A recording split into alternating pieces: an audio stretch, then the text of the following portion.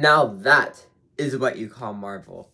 I was able to watch Loki Season 2, the finale, Episode 6. So here's my spoiler review on the episode. So if you have not seen the episode yet, go watch the episode, come back to this video, and here's my spoiler review. After I give my review on the episode, I'll give my review on the entire show as a whole.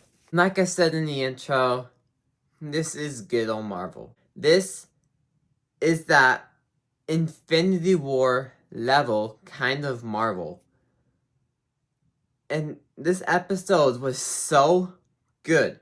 I generally think that this episode is like, I don't have words to put it. Like, it's not 10 out of 10, but this episode on its own is almost there. Like, this episode was really good. Everything that just wrapped up with, all the stakes they had in here, everything that just came together in the end, connecting season 1 and 2 together, and everything just comes full circle, and everything just connects. Like, we see Loki at the end of this episode becoming the next ruler of the timeline. He built like this tree kind of thing. I know it's from the comics. I have no idea what it is still. But he built like this tree thing out of the timelines. And there's like multiple timelines in there. Which kind of explains Tobey Maguire's and Andrew Garfield's timelines now. But yeah, I need more explanation on the timeline before I fully talk about that. But this episode, like I said, was extremely good. Like, I was shocked on how good this episode was. Like, at the beginning of this episode, we have Loki. He keeps messing up over and over again, and we get some silly sequences like that, with that. Like, he asks Obi, how can he become as smart as him, and how long would it take? And he gave him the answer, and then Loki, does that. He becomes as smart as Obi, and then the next scene, he's, as smart as Obi, going through all these things, but then he realizes that all these branches keep breaking out, so no matter what, it's just never going to get as big as it needs to be to hold all these branches. So then he goes back to season 1 finale, where we loop all the way around, and then he is told from King that he can either break that, which would unleash every king across the multiverse and just kill everyone, or kill Sylvie, and then she's not able to kill He Who Remains. So he has that option, but then he goes back further, and we see Mobius's, we get to see some more of Mobius' origin.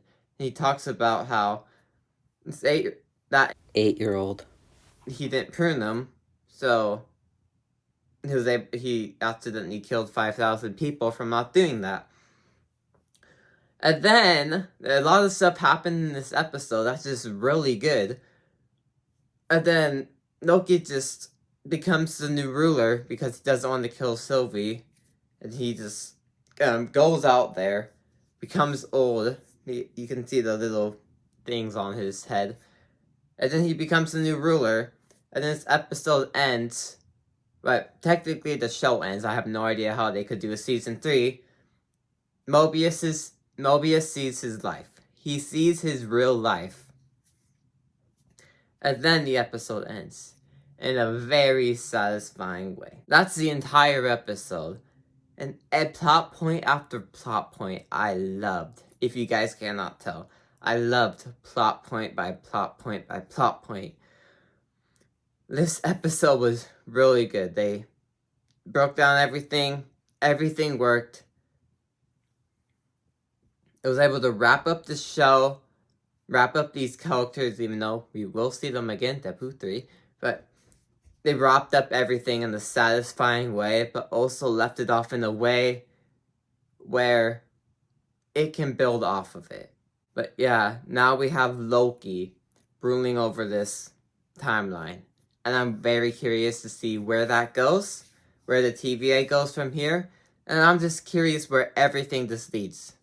And I'm very excited for the future of Marvel. My review on episode 6 of season 2. Time to review Loki season 2 as a whole and the show. So before this episode aired, I binged Loki. I watched season 1 yesterday, watched season 2 today.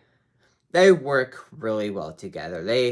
Season 1 flows nicely into season 2, as season 2 just continues that pace of season 1. Now, since I have rewatched season 1, I can say now that Loki season 2 is better than season 1. I feel like the stakes are just so much higher for Loki season 2 that it pushes itself past season 1. And it's just so much better. We have Obi in here. We got Victor Timely. We get this big old stakes. We get this satisfying ending for the show. We have everything in here. I don't know if it's just because I just watched the episode, but everything just comes together so neatly and so together that this is probably the best MCU Disney Plus show now. Because I'm counting season 1 and 2 together. I guess season 2 on its own makes it the best Disney Plus show. But WandaVision was before Loki. But I felt like season 2 easily passed WandaVision. And now Loki season 2 is my favorite Disney Plus show. It is so good about how it does everything. Just because of this finale, of how it brings everything together, how we know how it all wraps up now, everything just works out so smoothly. And yeah, I feel like this is now officially the best Disney Plus show. Watch Loki. Watch Loki. This is insane. It was like peak Marvel, in my opinion, even though I still think Marvel's good, but peak Marvel is different, and I feel like this reaches peak Marvel. So obviously I do recommend Loki season 2. I recommend the Loki show in general, but Loki season 2 is just a different level, just because of this finale that kind of brought it all together. And out of 10, I give Loki Season 2 a 9 out of 10. Thank you guys for watching. Make sure you guys like and subscribe. Comment down below your thoughts. Follow my letterboxd called The Codeman Movie. And I will see you guys all next time. Goodbye.